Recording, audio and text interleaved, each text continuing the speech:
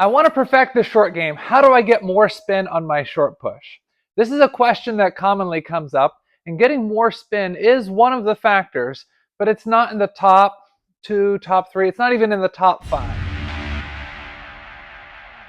Today I'm going to talk to you about the higher priorities if you want to be able to master the short game in table tennis.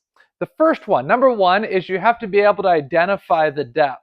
So learning to identify based on the type of serve and trajectory, is the serve going short, medium, or long? The general rule is that if your opponent's serve hits closer to his end line with downward trajectory, typically it's going to be longer. If he floats the ball up and the first bounce hits closer to the net, typically it's going to be shorter. Can you tell exactly where it's going? No, but you can have a general kind of guideline as to where it's going.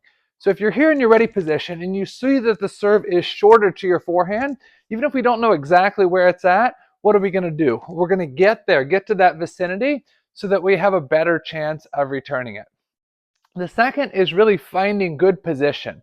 If you're going to be able to push short well, you really have to be able to move both feet into position.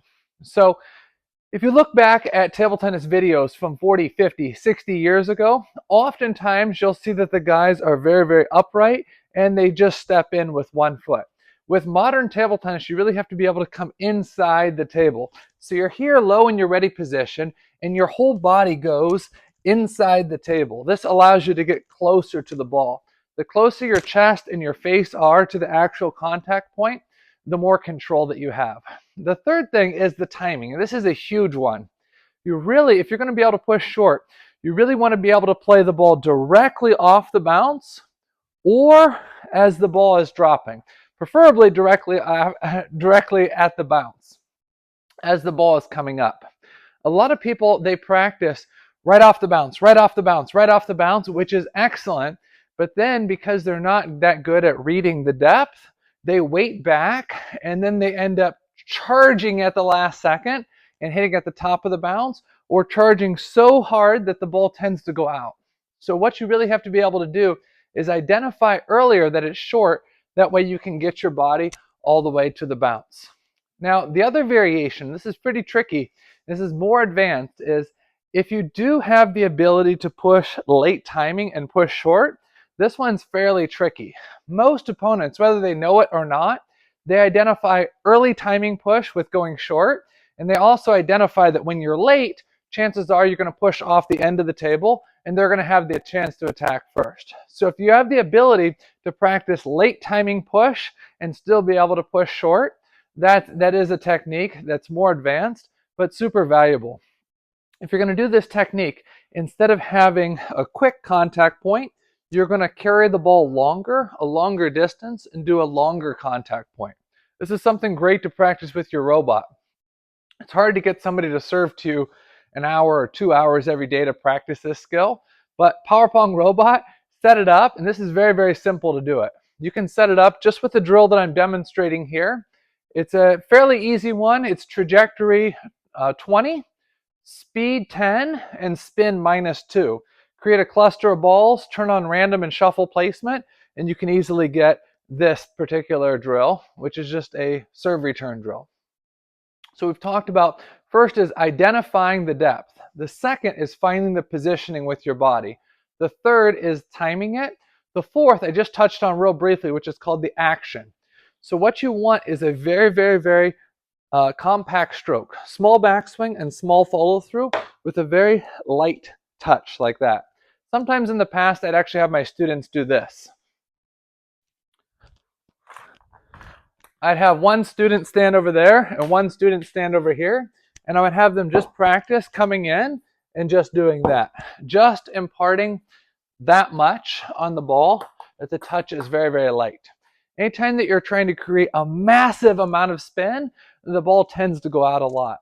So the priority at this point is identifying the depth, getting your feet in position, timing it very, very early or late, and then the fifth thing is the recovery.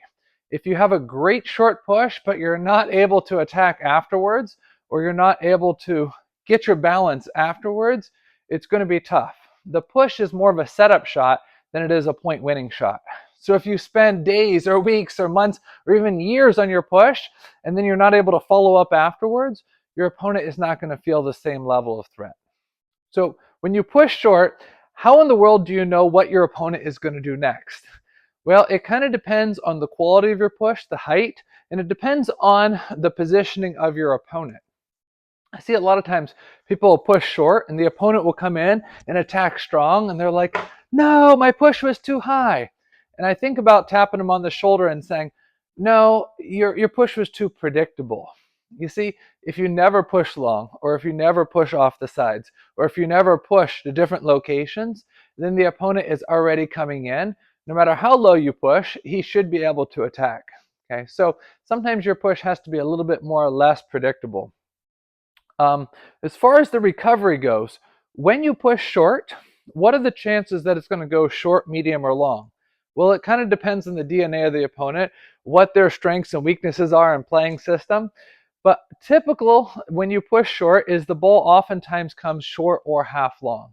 If you see the opponent really coming in like this, then you can see it coming long. But if you catch him on the short one and he just reaches his arm forward, oftentimes the push comes short or half long back. If your push intends to go short, but it goes out and he opens, then you need to prepare to block or counter loop.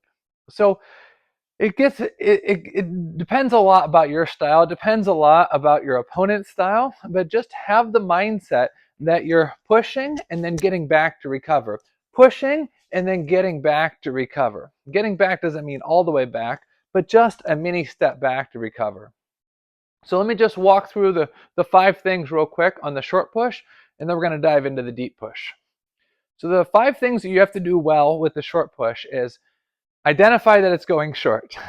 Get both feet into position. And it's not just the feet, it's also the upper body being able to get in position. The third thing is being able to time the ball, typically right off the bounce, but sometimes late timing, not the top of the bounce. The fourth thing is to be able to get the action, just like we talked about earlier, this very, very light touch with a very short backswing and a very short follow through.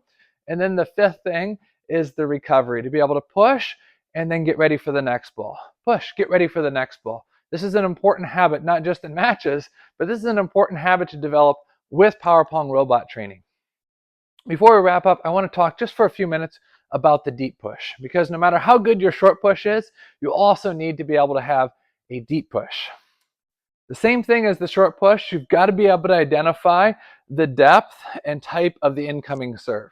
The second thing is, again, you have to be able to get your feet in position, just like on the short one. The third thing is the timing. Now for the timing, you can play right off the bounce, top of the bounce, or late. But I prefer playing right off the bounce. And the reason being is if I wait and I'm playing top of the bounce, my opponent can easily see that I'm pushing long. If I can play the same timing on short and long, it becomes much more difficult for him. So watch as I demonstrate this one. I'm coming in and you can't tell. I'm coming in and you can't tell. I'm coming in and you can't tell if I'm going short or long. Why? Because I'm playing the same timing on both. The fourth thing is the action. How is the action different? Well, the approach is the same, but as I'm hitting the ball, I'm holding the ball longer with a much longer follow through. So on the long push, on that deep push, the backswing is similar, but I'm hitting a little bit more into the wood and I'm holding the ball longer. And then the fifth thing is the recovery. Recovery is actually a little bit easier because when you push deep, it's a little bit more predictable what they're doing. Maybe the guy doesn't have a backhand loop and you push deep to his backhand and you see him doing this. It's fairly predictable that he's pushing back. If he's a forehand looper and you choose to push deep to his forehand or middle, obviously he's going to loop, so you need to prepare accordingly. Now, what type of loop is coming? How deep is it coming? All that. Okay, it depends case by case on the situation. But the basic principle is when you push deep, you need to be able to mentally get ready for that ball. No matter how good your weapon is, no matter how good your deep push is, you got to just prepare for the next shot. Table tennis is a sport that you sync different shots together, but that starts by your mind being active and prepared for the next shot. So you hit a shot and you prepare. You hit a shot and you prepare. You hit a shot and prepare. You hit a shot and prepare. So just develop that skill. even if you're working just the robot or multi-ball, or you're just training with a partner for a one-ball drill that you're just working on one ball, get the mindset that you're thinking of the next shot, the next shot, the next shot, the next shot. Thanks for watching this video. If you enjoyed it, make sure you like and subscribe, and feel free to leave a comment. I'll see you soon.